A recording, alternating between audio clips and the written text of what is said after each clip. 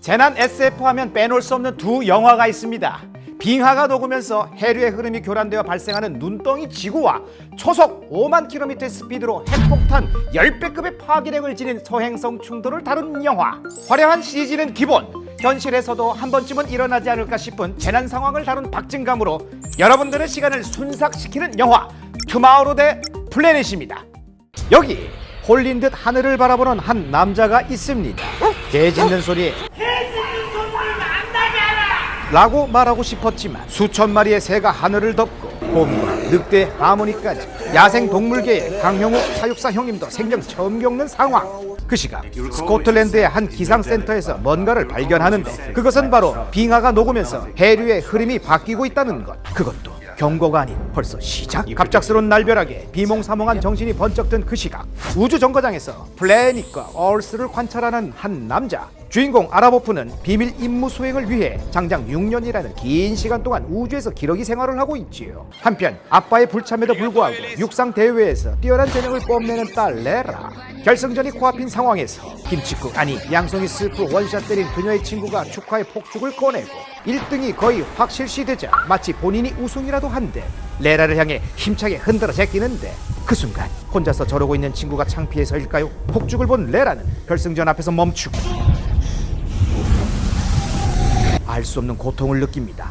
사실 그녀에겐 어릴 적 화상을 입었던 트라우마가 있었지요.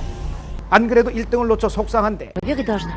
Можешь, пожалуйста, хотя бы на дне рождения брата вести себя нормально. 상처에 기름을 붓는 엄마. 그 모습을 우주 정거장에서 지켜보던 아라보프는 Короче, у нее снова похоже обострение. На стадионе какой-то фаер заболели, на ногах даже не смогла. 안 그래도 불난집에 부채질을 합니다. 그렇게 진짜 기러기였던 아라보프는 멀리서나마 딸을 지켜보며 우주 생활에 외로움을 달래고 있었지요. 레라의 사춘기 외에는 평온할 것 같은 어느 날 우주 정거장에 탑재된 인공위성 AI 미라가 뜻밖의 소식을 전합니다. Согласно скорректированным данным, кластер астероидной группы пересекает траекторию станции. Рекомендую срочно начать маневр уклонения. 24시간 뒤 거대 소행성이 근접한 거리로 지구를 지날 것이라고 말하지만 지구에선 유성우를 볼 수 있다는 말에 우통까지 벗어던지고 일렬사수하는 우리의 쌍남좌. 다시 투마로우로 돌아옵니다. 새벽 출근한 잭 홀은 장기 대비책을 세워야 함을 강조하지만 때는 이미 늦은 상황. 사흘 내내 비가 오기 시작하더니 번개, 우박, 쓰나미, 허리케인까지 재난 총출동. 지구만 심각한 줄 알았는데 우주에서도 심각한 위기가 발생합니다. Время подлета кластера к станции. Время подлета 7 минут 35 секунд. 바로 소행성의 궤적이 생각보다 너무 가까웠던 것. 두 눈으로 확인해야 직성이 풀리는 ISTJ 아라보프는 소행성과 충돌하며 기절하고 분이 안 풀린 소행성은 곧장 지구를 향해 날아가죠. 네가 소행성 미안해 했잖아. 나 지구 있다는데 안 날아왔어. 예상 피해 지역은 딸인 레라가 있는 곳. 아라보프는 위성을 통해 곧바로 레라의 위치를 찾지만 초속 5만 km의 소행성을 막기란 불가능. 순식간에 도시 절반이 날아가고 건물이 무너져도 지구가 박살나도 Я тебе все объясню, дочка. Но сперва ты должна найти меня. 아라보프는 딸을 향한 집념으로 레라를 찾아내지만 우주의 종말쇼는 이제부터 시작. 핵폭탄 10배에 달하는 파괴력을 지닌 소행성과 순식간에 온 세상을 집어삼킨 강력한 기상이변. 과연 이들은 예견된 종말로부터 도망칠 수 있을까요? SF 재난 블록버스터 투마로우와 플래닛이었습니다.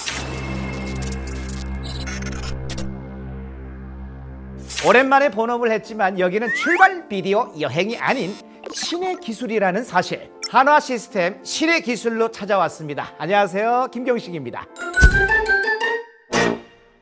2004년 개봉한 투마로우는 지구온난화 영화라면 빠질 수 없는 대표적인 명작이죠. 당시 각종 재난을 표현한 CG는 할리우드 특수효과를 최대로 발휘한 수작으로 평가받았습니다. 그리고 2023년에 개봉한 플래닛도 한 번쯤은 상상해본 소행성 충돌에 대한 이야기를 그리며 인공위성을 통해 재난을 예측하고 극복해나가는 신선한 방식을 사용했죠. 두 재난 영화의 공통점은 무엇일까요? 바로 복선입니다.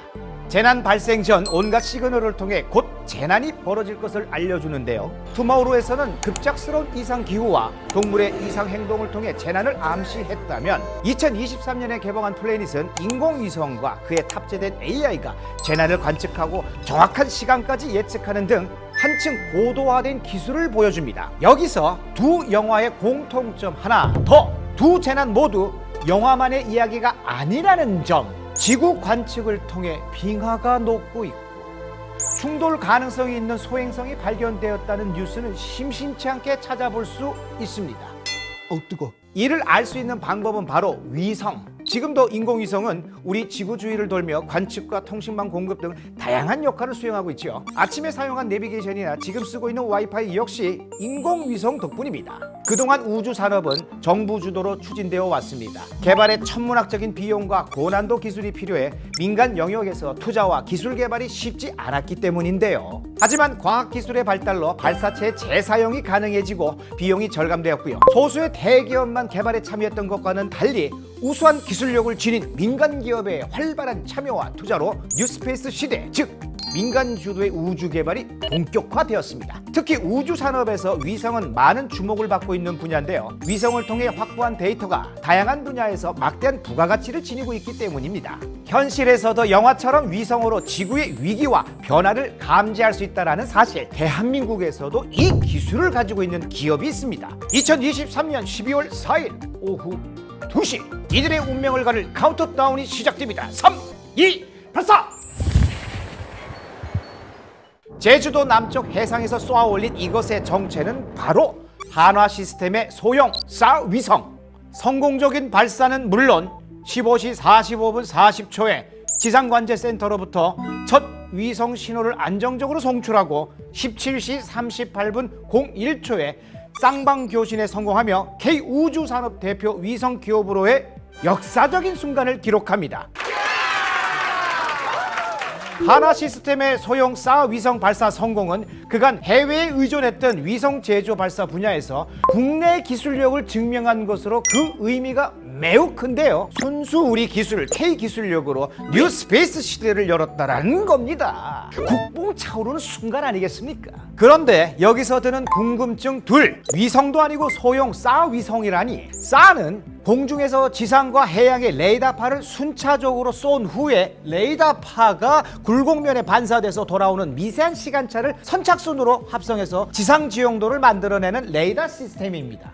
또한 쌀에 쓰이는 마이크로팔은 짙은 구름도 통과할 수가 있어서 악천후와 주야간 모두 상관없이 영상 정보를 획득할 수가 있는데요. 투마로우와 플래닛처럼 눈 내리고 연기가 하늘을 쬐덮어도 재난 감시가 가능하고요. 이외에도 자원과 에너지 탐사, 기후, 환경, 재해, 건설, 인프라 등등등 활용도가 매우 높습니다. 그럼 소형 쌀 위성은 어떻게 생겼을까요? 이전에 보던 위성과는 조금 다르게 생겼죠? 소형 쌀 위성은 일반 위성과는 달리 탑재체와 본체, 태양 전지판 등이 일체화된 얇은 직육면체 형태를 띠고 있습니다. 실제로 100kg 이하의 가벼운 무게를 자랑하고 일체형으로 발사체 내 많은 위성을 실을 수 있어서 경제적이죠. 현재 소형 쌀 위성은 하루에 지구 15바퀴를 돌며 약 6회가량 한화 시스템 용인연구소 지상관제센터와 양방향 통신 중인데요. 이렇게 소형 쌀 위성으로 관측된 사진 함께 볼까요? 해당 지역을 구글 어스와 한번 비교해 보죠. 아니, 이 정도 해상도라고요.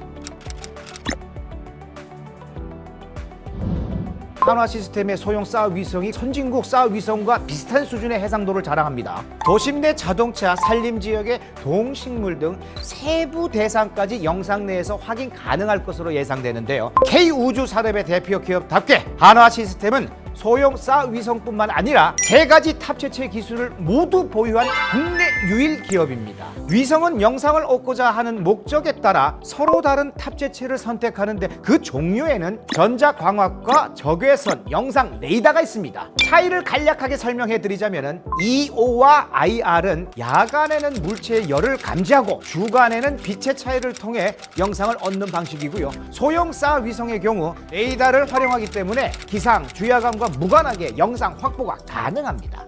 이렇게 관측된 영상 데이터는 세상의 시각을 넓혀주는 역할을 수행하는데요.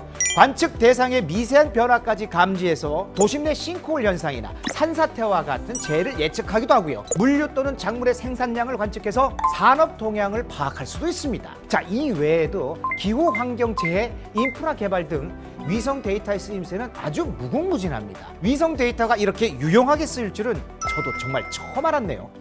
경제적이면서 주야간 기상 관계없이 고해상도로 관측이 가능한 소형 쌀 위성. 이제 시작인 만큼 앞으로가 더 중요할 텐데요. 하나 시스템은 앞으로 어떤 목표를 가지고 있을까요? 하나 시스템은 그동안 레이더 분야에서 쌓아온 경험과 개발 역량을 토대로 위성 개발부터 제작, 발사, 운영까지 전 과정을 수행하며 우주 산업 전반에 걸친 밸류체인 구축에 앞장서고 있습니다. 앞으로도 관측 데이터를 토대로 한 환경 모니터링이나 GIS 지도 제작을 위한 데이터 분석 등등 국내 산업의 다양한 발전을 도모할 수 있는 민간 관측 위성 서비스를 고도화해 나가며 K-스페이스의 대표 기업으로 나아갈 예정입니다. 그렇군요. 데이터 확보도 중요하지만 이를 분석하는 기술도 중요하겠네요. 앞으로 K우주 산업의 대표 위성 기업으로 우뚝 서시길 응원하겠습니다. 자, 신의 기술 첫 번째, 영화 투모로우와 플래닛을 통해 인공위성 기술의 현 주소를 알아봤는데요. 쉽게 이해가 되셨나요? 앞으로 SF 영화에 등장할 하나 시스템의 소형 쌀 위성을 기대해 보면서 신의 기술 여기서 엔딩 크레딧 올라갑니다. 출연 김경식, 비주얼 김경식, 목소리 김경식, 연기 김경식, 표정 김경식, 제스처 김경식, 기술력 제공 한화 시스템.